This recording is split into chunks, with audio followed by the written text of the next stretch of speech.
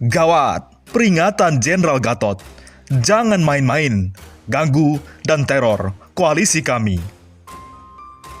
Koalisi Aksi Menyelamatkan Indonesia, kami yang akan mendeklarasikan maklumat menyelamatkan Indonesia di Tugu Proklamasi Jakarta Pusat pada 18 Agustus 2020. Mulai mendapatkan gangguan bernada ancaman dari orang tidak dikenal. Hal itu disampaikan langsung salah satu deklarator kami, Din Samsudin, saat jumpa pers di kawasan TB Simatupang, Jakarta Selatan, Sabtu sore 15 Agustus. Ya, kami sesalkan, sudah terbukti terlaporkan kepada kami. Sudah ada mulai operasi-operasi yang mengintimidasi, mengancam, termasuk deklarator, bahkan pihak-pihak tertentu untuk menghalang-halangi deklarasi kami, ungkap Din Samsudin. Jenderal Gatot pun tegas, hentikan intimidasi itu. Ada yang datang ke tokoh ormas Islam, bertanya tentang saya, dan yang datang menghalangi jangan hadir. Ada acara tandingan, ini bentuk-bentuk kediktatoran untuk tirani. Bagi kami, siap menghadapinya, imbuhnya. Kendati demikian, Din Samsudin menegaskan bahwa pihaknya justru tidak akan semakin melempem untuk bergerak demi menyelamatkan Indonesia ke arah yang lebih baik. Karena ia tidak akan menghiraukan intimidasi bernada ancaman agar tidak melakukan deklarasi kami pada 18 Agustus nanti. Bahkan, jika upaya penggembosan terus dilakukan, maka semakin menunjukkan bahwa gerakan kami dianggap ancaman oleh pihak tertentu karena akan menyuarakan kegelisahan rakyat. Terus terang, kami tidak punya waktu menanggapi kalau ini intimidasi. Dilanjutkan, mohon maaf. Kami telah berkomitmen untuk melanjutkan perjuangan ini. Kalau berlanjut ada halangan, ada intimidasi, ini memperkuat argumentasi itu. Ada kediktatoran, ada tirani, ada represivitas yang dilakukan, tegasnya. Din Samsudin menambahkan, meski dirinya pribadi belum mengalami intimidasi sebagaimana menimpa kawannya di koalisi kami, namun ancaman dari pihak-pihak tertentu justru semakin menguatkan gerakan kami untuk membenahi Indonesia dari berbagai sektor yang telah rusak. Tidak ada alhamdulillah intimidasi langsung ke Din Samsudin. Dan jangan sampai, saya ini kalau semakin diancam, saya semakin kencang, pungkasnya. Sebagai contoh, kelompok GMNI ingin koalisi kami beri solusi agar Indonesia lepas dari krisis corona. Begitu sindirnya. Entah apa yang mereka pikirkan. Dewan Pimpinan Pusat Gerakan Mahasiswa Nasional Indonesia, DPP GMNI, meminta koalisi Aksi Menyelamatkan Indonesia kami tidak terburu-buru mengatakan bahwa Indonesia saat ini gagal. Ketua Umum DPP GMNI, Arjuna Putra Aldino, mengatakan saat ini semua pihak sedang berupaya agar Indonesia dapat keluar dari krisis yang diakibatkan pandemi virus corona. Apalagi kondisi krisis seperti saat ini tidak diinginkan semua orang. Saya kira itu penilaian yang terburu-buru. Saat ini semua pihak sedang berupaya agar Indonesia bisa keluar dari pandemi COVID-19 ini. Tidak ada orang yang ingin pandemi COVID-19 yang menyusahkan semua orang ini terus melanda Indonesia. Demikian kata Arjuna, Sabtu 15 Agustus. Entah apa yang kelompok ini pikirkan. Terkait dengan motif gerakan politik kami, Arjuna berharap dengan berkumpulnya mantan pejabat dan elit politik, itu tidak hanya sekedar melakukan deklarasi.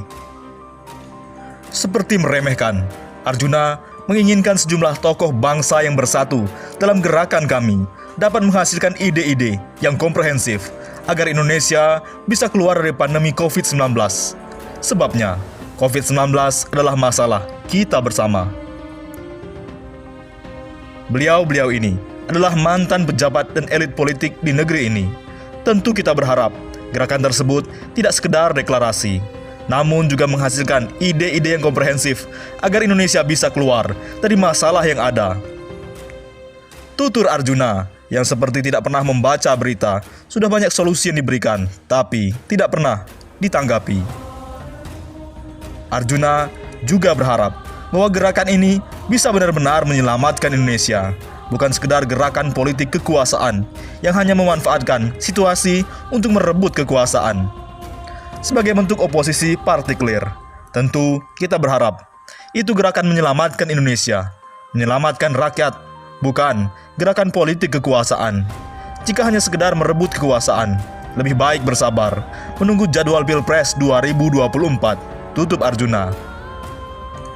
Oleh karena itu, sebelumnya, inisiator kami, Adi Masardi, saat menjadi narasumber di acara Tanya Jawab Cak Ulum mengulas bahwa gerakan kami bukanlah gerakan politik. Jadi jangan khawatir. Kami, seperti dijelaskan oleh Adi, merupakan panggilan anak bangsa yang terpanggil karena melihat Indonesia semakin terjerembab kepada kondisi yang memprihatinkan. Beberapa hal yang memprihatinkan, di antaranya praktik korupsi yang merajalela, politik dinasti, carut-marutnya pendidikan, dan juga pengelolaan ekonomi yang semakin bergantung pada kekuatan modal asing. Itu yang perlu ditegaskan untuk gerakan GMNI ini. Oleh karena itu, Jenderal Gatot, kita harus bersatu. Semangat perubahan di kalangan rakyat sudah mulai merata. Keberanian untuk menyatakan bahwa pemerintahan ini lemah, otoriter, bahkan bobrok sudah tumbuh. Gumpalan perlawanan politik mulai terbentuk. Seruan agar Jokowi mundur akan terus bergaung. Pemerintahan Jokowi bakal sulit bertahan karena jika rakyat sudah berteriak, tak akan ada kekuatan yang mampu meredam. Semua pendukung, termasuk elit kekuasaan, akan berlompatan menyelamatkan diri, mencari sekoci sendiri-sendiri. Koalisi Aksi Menyelamatkan Indonesia, kami, akan menjadi trigger perubahan. Kumpulan tokoh yang bersatu, menyerukan kebenaran dan keadilan, akan menumbuhkan kepercayaan rakyat untuk membebaskan diri dari belenggu ketidakberdayaan dan keterpinggiran. Ada harapan baru yang dapat digantungkan.